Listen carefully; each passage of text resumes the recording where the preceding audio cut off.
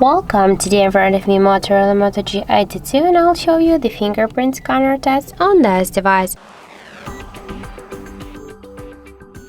So I just set up my fingerprint here to the scanner and just now I'll make a couple of tries to unlock the device with my fingerprint and we'll see how fast this feature is and how and does it works. So let's start. 1, 2, 3, 4, 5. So as you can see, that's so simple to do. I just simply touch the scanner here on the power key, so you just don't need to press it. Just with a really simple touch we can unlock the device.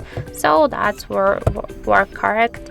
I just suggest you to try this unlock method, for example, if you don't like passcodes, pin codes, but be careful because the fingerprint is less secure than just the pattern of pin code or passcode.